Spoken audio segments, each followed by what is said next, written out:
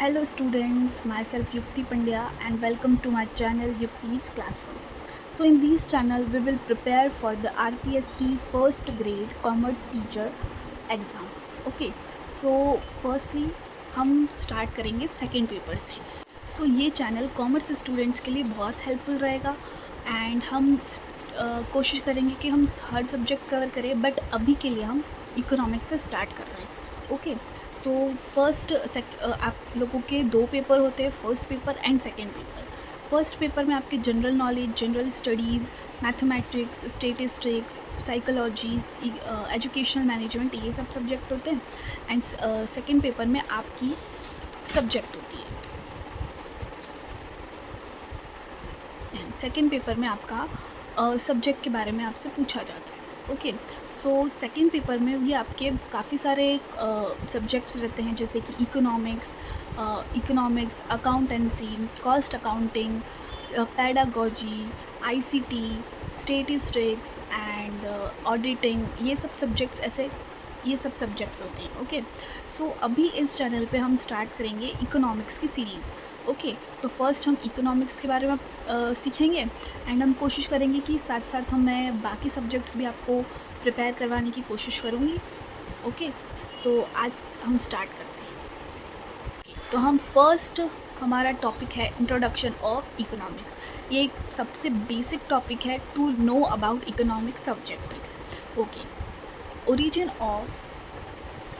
of word economics is from Greek word oikonomia, which means management of family or household. घर, परिवार का प्रबंध मतलब मैनेजमेंट. तो इकोनॉमिक्स वर्ड कहाँ से ओरिजिन हुआ है? Greek word which is oikonomia and which means management of family और हाउस होल्ड, घर या परिवार का प्रबंधन. ओके, अब definition given by various economics on different basis. So काफ़ी सारे इकोनॉमिस्ट ने अपनी अपनी तरफ से इकोनॉमिक्स की डेफिनेशंस दी थी, और ये डेफिनेशंस को जानना हमारे लिए बहुत इम्पॉर्टेंट है. इकोनॉमिक्स की काफ़ी सारी डेफिनेशंस हैं, जिसमें हम फर्स्ट डेफिनेशन पढ़ेंगे, wealth definition, which was given by Adam Smith, father of economics, जिसको हम फादर ऑफ इकोनॉमिक्स भी कहते हैं, माइक्रो इकोनॉमिक्स भी कहते हैं और मॉडर्न इकोनॉमिक्स भी कहते हैं. अच्छा, I will not provide Hindi medium notes because Hindi medium के लिए काफ़ी सारे सोर्सेज अवेलेबल हैं ऑलरेडी यूट्यूब पे, तो आप लोग वहाँ से नोट्स उतार सकते हैं. वैसे I will explain you in both English and Hindi, but जो नोट्स लिखे हुए होंगे वो इंग्लिश मीडियम होंगे. ओके, सो आप ये नोट्स उतार भी सकते हैं वीडियो पॉज वगैरह करके. एंड और हिंदी मीडियम वाले बच्चे हैं, वो आप जो मैं बोल रही हूँ उस बेसिस पे आप अपने खुद के नोट्स प्रिपेयर कर सकते हैं. बट अगर जो मैं सोर्स ला रही हूँ वो एक्सक्लूसिवली इंग्लिश में ही रहेगा. ओके, सो अब हम बढ़ते हैं डेफिनेशंस के बारे में. तो हम पहले पढ़ रहे थे wealth definition. Wealth definition was given by Adam Smith, जिसको हम फादर ऑफ इकोनॉमिक्स भी कहते हैं, माइक्रो इकोनॉमिक्स भी कहते हैं, मॉडर्न इकोनॉमिस्ट भी कहते हैं. उन्होंने अपनी बुक लिखी थी, inquiry into the nature and causes of wealth of nation, in the year 1776 March 9. Okay, so ये डेट याद करना इतना इम्पॉर्टेंट नहीं है, but for the knowledge I have return it. Okay, तो एडम स्मिथ ने अपनी बुक का नाम था an inquiry into the nature and the causes of wealth of nation, which was in the year 1776 March 9. Okay, अगर हम याद करना चाहें इस डेफिनेशन को, तो हम इस तरह से याद कर सकते हैं कि एडम स्मिथ के पास बहुत सारी वेल्थ है, इसलिए उसने वेल्थ डेफिनेशन दी थी. तो हम ऐसे कुछ स्टोरी बना सकते हैं माइंड में, या फिर एक ऐसी कुछ लाइन याद कर सकते हैं जिससे हमको ये डेफिनेशन याद करने में इजी रहेगा. ओके, सो ये इस डेफिनेशन को याद करने की ट्रिक थी. ओके, तो हमने पढ़ा कि एडम स्मिथ के पास बहुत सारी वेल्थ थी, इसलिए उसने वेल्थ डेफिनेशन दी, जिन्होंने एक बुक लिखी थी, an inquiry into the nature cause of the wealth of nation.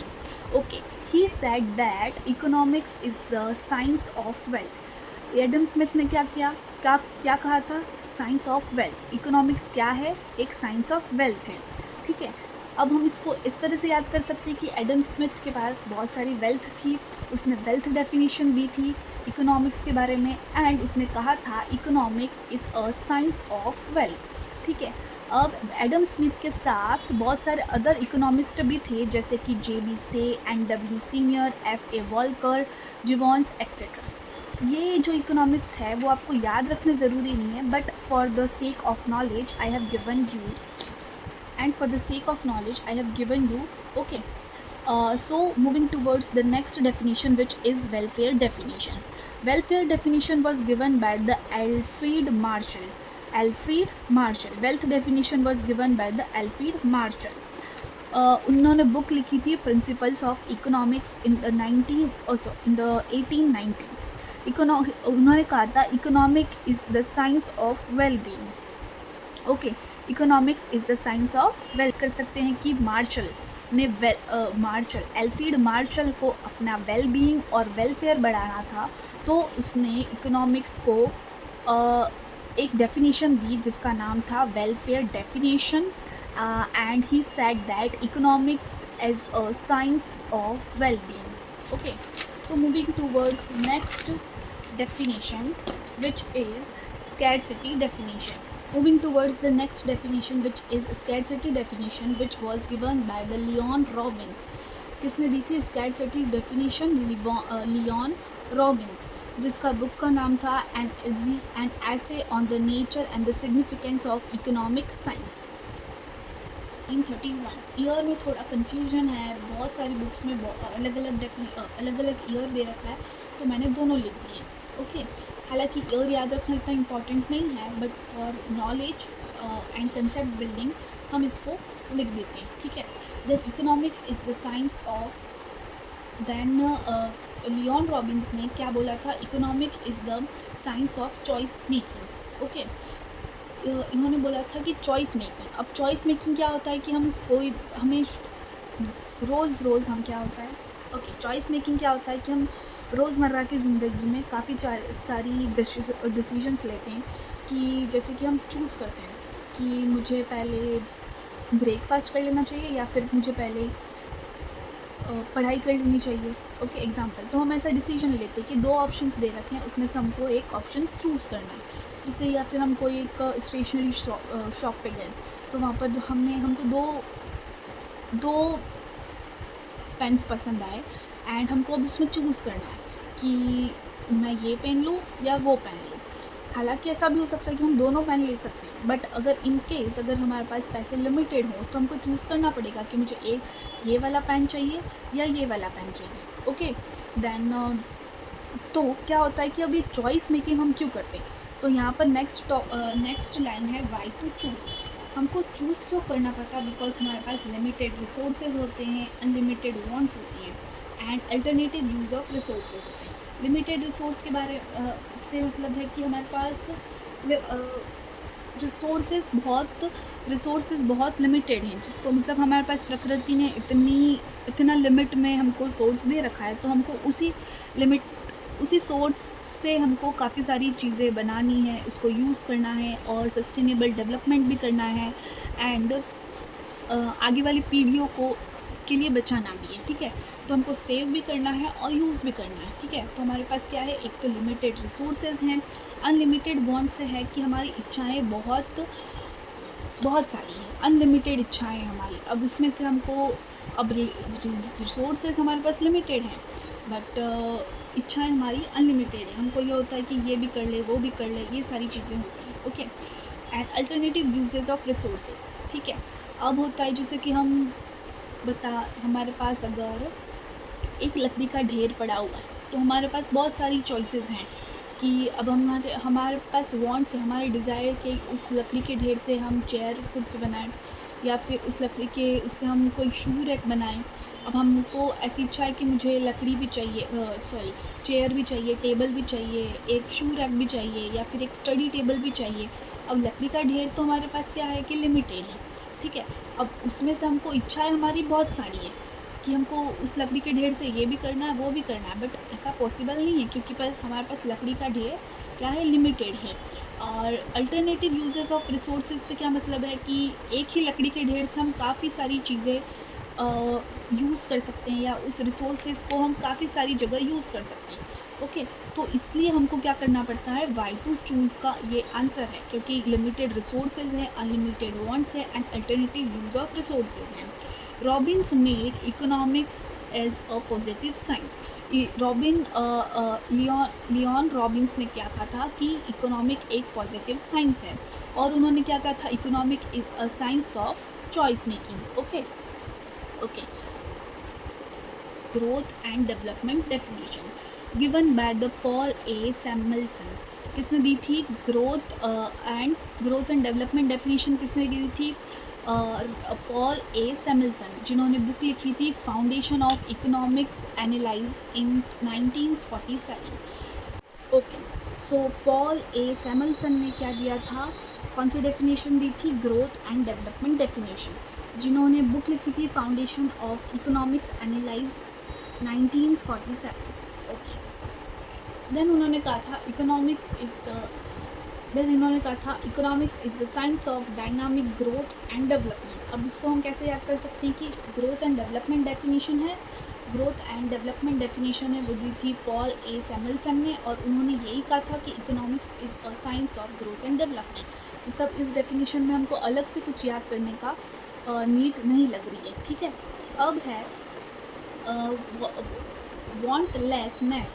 वांटलेसनेस definition दी थी, ये एक इंडियन इकोनॉमिस्ट ने दी थी, जिसका नाम था प्रोफेसर जे.के. मेहता। ठीक है, अब इस नाम से हम थोड़ा सा, ये एक लर्न करने की चीज़ है, वैसे तो इतना इम्पोर्टेंट नहीं है, बट हम याद कर सकते हैं इसको, जैसे कि जे.के. मेहता है। अब ये जे.के. मेहता तो बहुत सिंपल सा नाम लग रहा है कि इंडिया में हम लोग ऐसे नाम बहुत सारे, जैसे मेहता, पंड्या, या फिर कोई भी, मतलब बहुत सिंपल सा सरनेम है। ये सरनेम तो हम लोग कोई भी मतलब सुन रखता है, मतलब हर कोई सुना हुआ ही रहता है, ठीक है।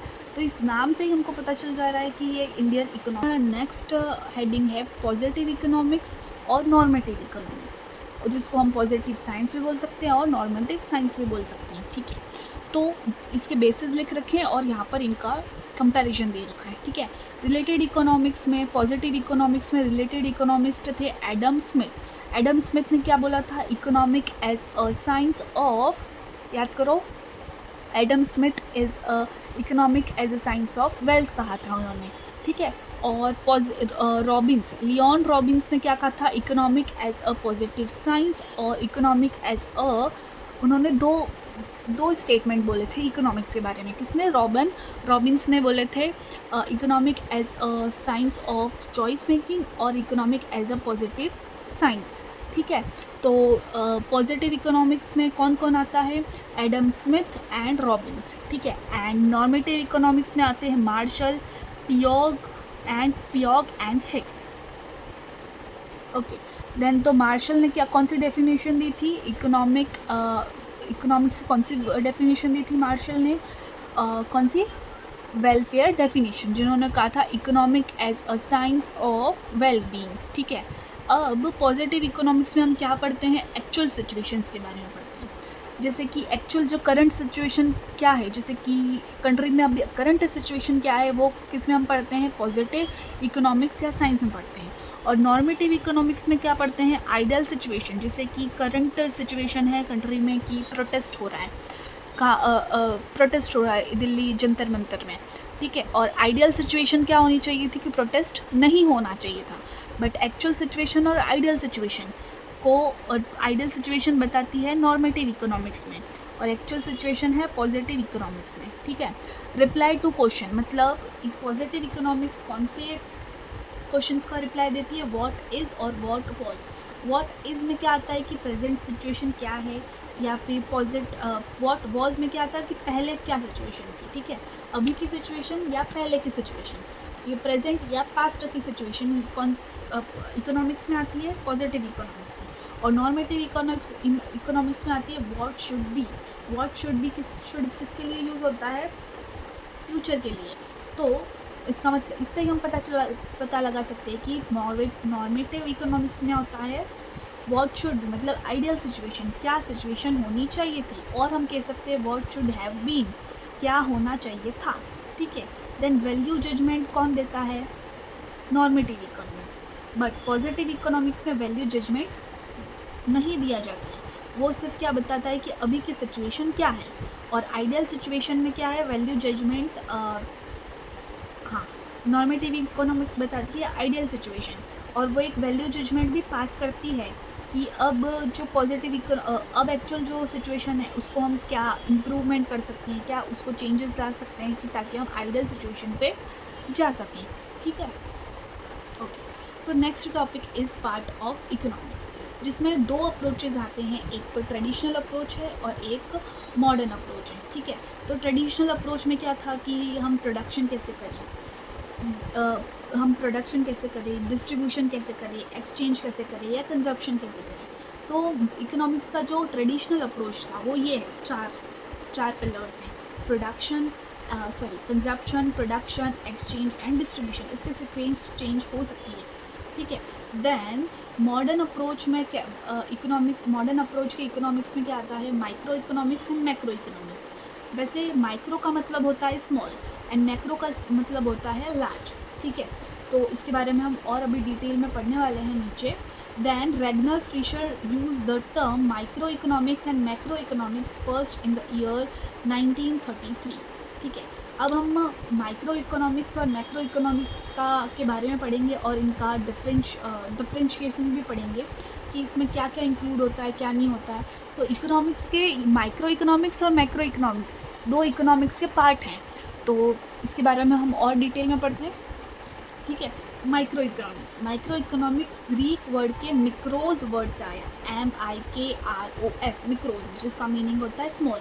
अभी मैंने बताया था ऊपर कि माइक्रो का मतलब होता है स्मॉल एंड मैक्रो का मतलब होता है लार्ज, ठीक है। अब वैसे ही माइक्रो एक ग्रीक वर्ड से होता है मैक्रोज, ठीक है। इसमें सिर्फ एक वर्ड का ही, एक लेटर का ही चेंज है, ठीक है। एक लेटर भी नहीं कह सकते, एक अल्फ़ाबेट का चेंज है, ठीक है। जिसमें माइक्रो में होता है MI और मैक्रो में होता है MA, ठीक है। इसमें माइक्रो इकोनॉमिक्स के फर्स्ट दो वर्ड है MI और मैक्रो के दो फर्स्ट वर्ड है MA, ठीक है। तो मैक्रो इकोनॉमिक्स ग्रीक वर्ड के मैक्रोज वर्ड से होता है और माइक्रो इकोनॉमिक्स मिक्रोज वर्ड से। मैक्रोस मतलब होता है लार्ज। अब माइक्रो इकोनॉमिक्स किस चीज़ की स्टडी करता है, इंडिविजुअल इकोनॉमी एंटिटी, और मैक्रो इकोनॉमिक्स पढ़ता है इकोनॉमी एज अ होल। अब इस चीज़ का क्या मतलब है, इंडिविजुअल इकोनॉमी एंटिटी का क्या होता है कि इंडिविजुअल लेवल पे किसी भी चीज़ या प्रोडक्ट का इंडिविजुअल लेवल, मतलब एक स्मॉल लेवल पे जो स्टडी करता है उसको हम कहेंगे माइक्रो इकोनॉमिक्स। और मैक्रो इकोनॉमिक्स में होता है एक कंट्री, एक इकोनॉमी की होल करंट सिचुएशन क्या है, मतलब in the terms of monetary और इन इकोनॉमिक ग्रोथ और डेवलपमेंट कैसा है, वो सब आता है हम मैक्रो इकोनॉमिक्स।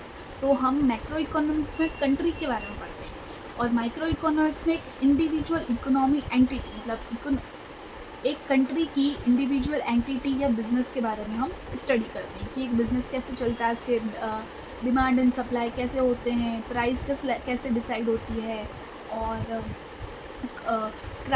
हम प्रोडक्शन कैसे डिसाइड कर सकते हैं कि हम कितने लेवल पे हमको प्रोड्यूस करना चाहिए कोई भी प्रोडक्ट। ये सब हम किस में पढ़ते हैं, माइक्रो इकोनॉमिक्स में, ठीक है।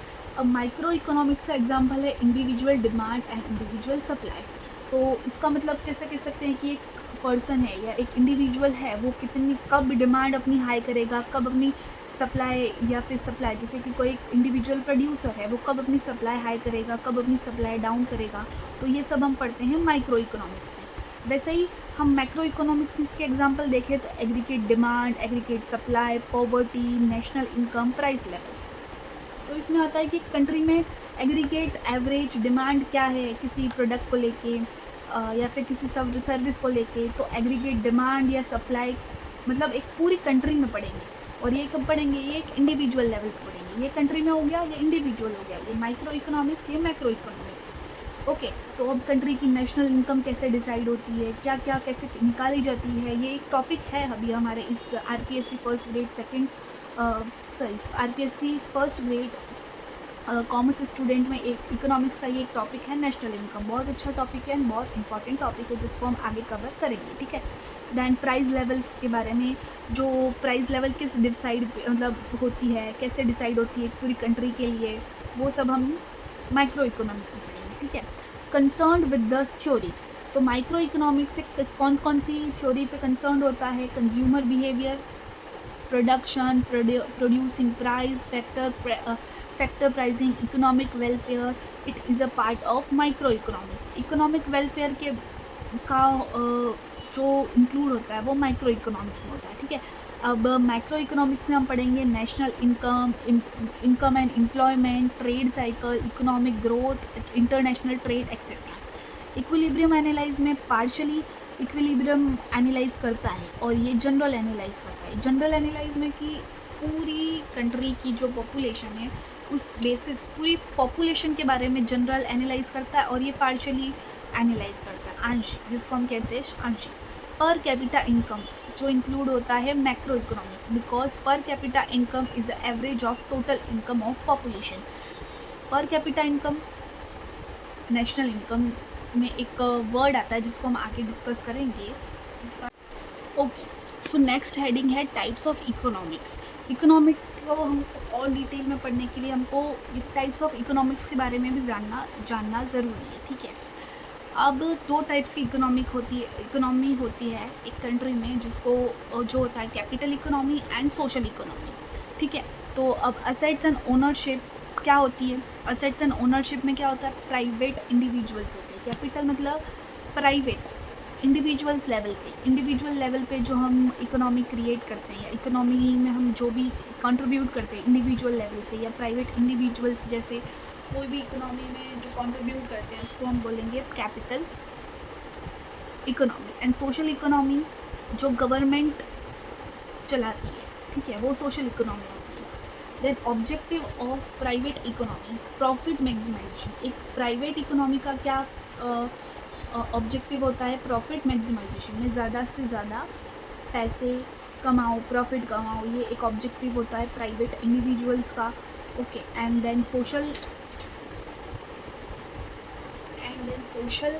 इकोनॉमी का एक ऑब्जेक्टिव होता है maximisation of social welfare.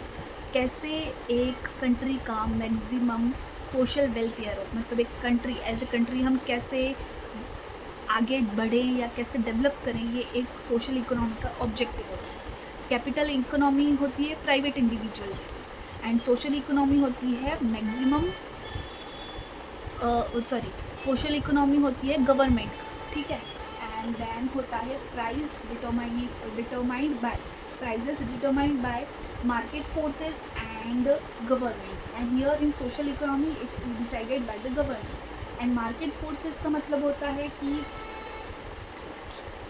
Market में अभी क्या डिमांड चल रही है, किस चीज़ की डिमांड चल रही है, उस हिसाब से मतलब अगर एक पेन है, अगर ये डोम्स की पेंसिल है तो इस डोम्स की पेंसिल में पेंसिल की डिमांड अगर ज़्यादा होगी तो इसकी प्राइस बढ़ेगी, और अगर इसकी डिमांड कम होगी तो हो सकता है कि प्राइस और मतलब बहुत कम हो जाए। तो अगर मार्केट फोर्सेस में डिमांड ज़्यादा है तो उस प्रोडक्ट या सर्विस की प्राइस बढ़ जाएगी, ठीक है।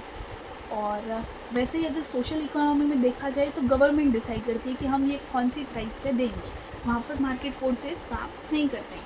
अब कंज्यूमर सोल्वेंसी, कंज्यूमर की जो सेटिस्फेक्शन, सोल्वेंसी मतलब सेटिस्फेक्शन, कंज्यूमर को मैक्सिमम लेवल पे सेटिस्फाई करने का काम कौन करती है? Capital economy. And social economy में ये चीज़ नहीं होती है, कंज्यूमर्स या फिर पॉपुलेशन को मिनिमम लेवल पे सेटिस्फाई किया जाता है, ठीक है। And ways of motivation, capital economy में मोटिवेशन क्या होता है? किसी भी चीज़ या प्रोडक्ट को बनाना, प्रोड्यूस करना, सेल करना, कि मॉनिटरी मोटिवेशन होता है कि मुझे पैसे चाहिए या मुझे कमाना है, मुझे प्रॉफिट कमाना है, मुझे आगे करना, मुझे मतलब अपना बिज़नेस या सर्विसेज का जो बिज़नेस है उसको ज़्यादा से ज़्यादा एक्सपांड करना है, ग्लोबलाइज करना है। ये जो कैपिटल इकोनॉमी को चलाने के लिए एक मॉनिटरी मोटिवेशन होता है, ठीक है। मनी एक मोटिवेशन होता है कैपिटल इकोनॉमी को चलाने के लिए। एंड सोशल इकोनॉमी को चलाने के लिए non monetary non monetary motivation होता है। मतलब उसमें क्या होता है कि गवर्नमेंट या गवर्नमेंट सब असेट्स का ओनर होता है, तो गवर्नमेंट ये चाहती है कि वेलफेयर ज़्यादा हो।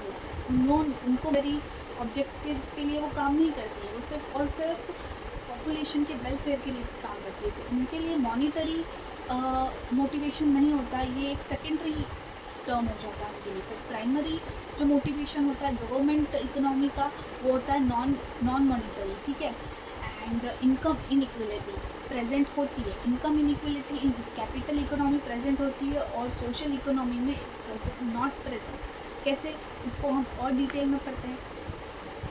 Okay, positive aspect of capital economy. Under capital economy consumer is known as uncrowned king.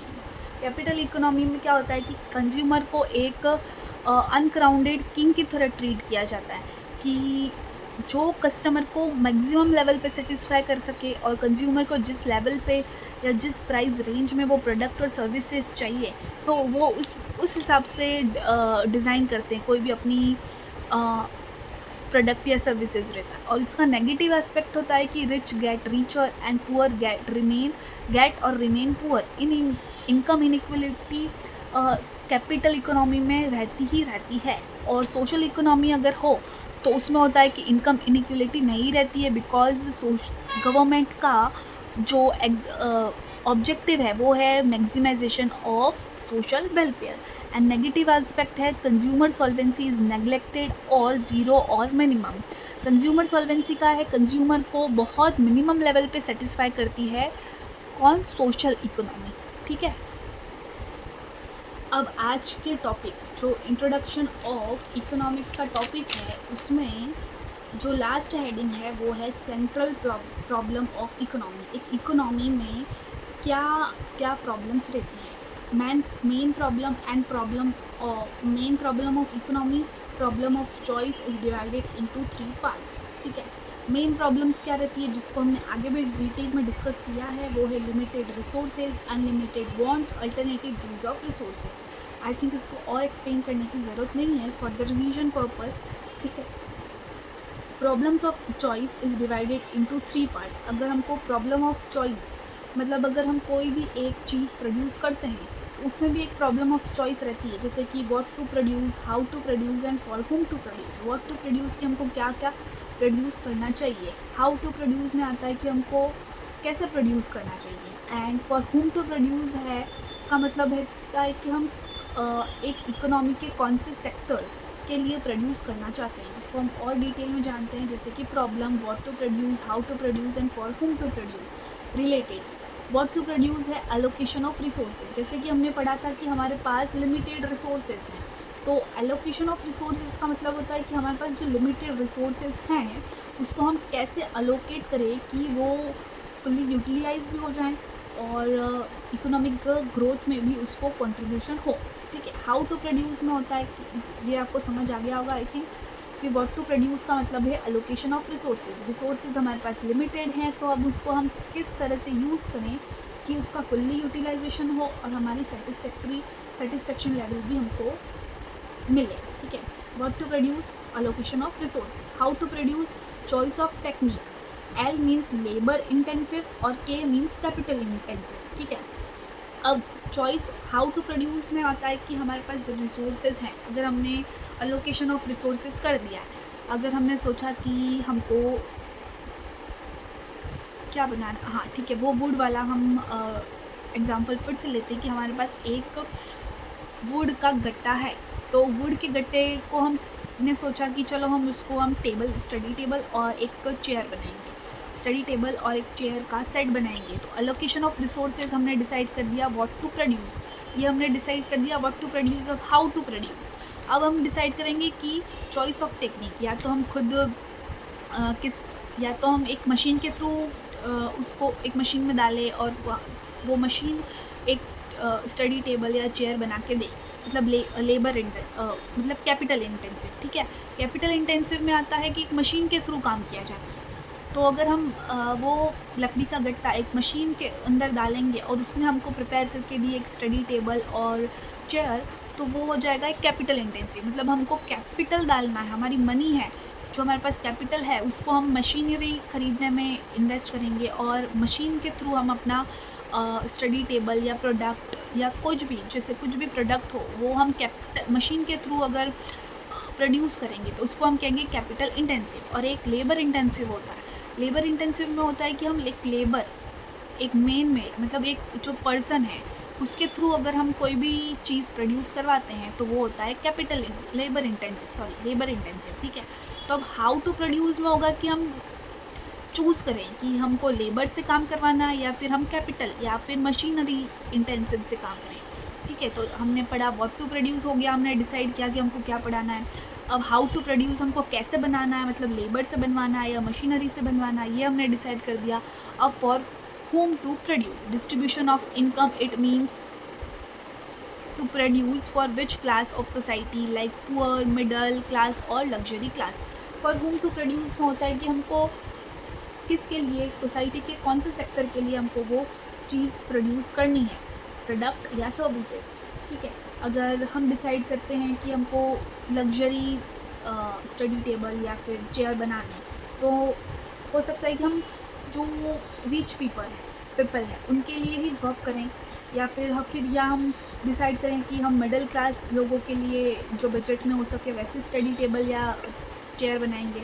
या फिर पुअर में हो सकता है कि फिर ये हमको डिसाइड करना है कि फॉर होम टू प्रोड्यूस, कि हमको कौन से इकोनॉमी के कौन से सेक्टर के लिए हमारा प्रोडक्ट या गुड या सर्विसेज प्रोड्यूस करना है। फॉर होम टू प्रोड्यूस में हो जाता है ये वाला चीज़, ठीक है। तो हमारी एक प्रॉब्लम सॉल्व हुई, व्हाट टू प्रोड्यूस, क्या प्रोड्यूस करें। फॉर हाउ टू प्रोड्यूस, कैसे प्रोड्यूस करें, कैपिटल के थ्रू प्रोड्यूस करें या लेबर इंटेंसिव के थ्रू प्रोड्यूस करें। And for whom to produce, कि सोसाइटी के कौन से सेक्टर के लिए हम प्रोड्यूस करें, ठीक है। अब सॉल्यूशन इन कैपिटल इकोनॉमी और सोशल इकोनॉमी हमने अभी पढ़ा, जिसमें हमने पढ़ा कि व्हाट टू प्रोड्यूस का सॉल्यूशन है price theory. Producer will produce that in which they get more profit. Capital economy में हमने पढ़ा कि उनका जो ऑब्जेक्टिव रहता है वो प्रॉफिट मैक्सिमाइजेशन रहता है, तो प्राइस थ्योरी के हिसाब से चलेंगे, ठीक है। And production theory, use cheaper technology. Production theory में यूज़ करेंगे कौन, कैपिटल इकोनॉमी। और distribution theory, rich, luxury, poor, necessary, ठीक है। तो solution of capital economy to solve the economy problem what to produce is price theory के हिसाब से चलेंगे। हाउ टू प्रोड्यूस में प्रोडक्शन थ्योरी, मतलब यूज़ चीपर टेक्नोलॉजी। जो हमको अगर कैपिटल इंटेंसिव चीपर पड़ रहा है तो हम वो यूज़ करेंगे, अगर हमको लेबर इंटेंसिव चीपर पड़ रहा है तो वो यूज़ करेंगे, ताकि हमको ज़्यादा से ज़्यादा प्रॉफिट हो। क्योंकि कैपिटल इकोनॉमी का जो ऑब्जेक्टिव है वो क्या है, profit maximisation. And for whom to produce वाली प्रॉब्लम है वो कैसे सॉल्व करेंगे, कैपिटल इकोनॉमी में डिस्ट्रीब्यूशन थ्योरी, मतलब रीच के लिए अगर हम कुछ प्रोड्यूस कर रहे हैं तो हम कोशिश करेंगे कि लग्जरी गुड्स प्रोड्यूस करें, और अगर पुअर के लिए हम कुछ प्रोड्यूस कर रहे हैं तो हम कोशिश करेंगे कि उनकी नेसेसिटी, जो नेसेसरी चीज़ें रहती है, नेसेसरी की जो गुड्स और सर्विसेज रहती है वो उनको प्रोवाइड करें। अब solution of social economy, solution in social economy considered the objective of social welfare, necessary goods and services will be produced more, ठीक है। अब सोशल इकोनॉमी में क्या होता है कि जो गवर्नमेंट बनाती है, सोशल इकोनॉमी कौन मतलब वो करता है मैनेज करता है गवर्नमेंट। तो गवर्नमेंट कोशिश करेगी कि ज़्यादा से ज़्यादा सोशल वेलफेयर वाली चीज़ें बनाएं, जिससे necessary goods and services will be provided more. Government यही कोशिश करेगी कि ज़्यादा से ज़्यादा नेसेसरी वाली गुड्स हम प्रोवाइड करें। अब आता है note, all the economics concept are based on capital economy. अब आगे के जो भी हम कंसेप्ट पढ़ेंगे इकोनॉमिक्स में वो बेस्ड होगी कैपिटल इकोनॉमी, ना कि कैपिटल इकोनॉमी के बेस पे होगी, ना कि सोशल इकोनॉमी के बेस पे होगी, ठीक है। Is this clear? Hope you will like this video and share with your friends and let me know कि आपको ये कैसा लगा। एंड आप चाहें तो ये नोट्स उतार सकते हैं अपना जो अपनी कॉपी में पोज करके, और या फिर बार बार ये वीडियो अगर आप देखोगे रिवीजन के पर्पज़ के लिए तो भी आपको ये बहुत हेल्पफुल रहेगा। एंड इसी तरह से आज हमारा टॉपिक कंप्लीट हुआ, introduction of economics. Thank you students.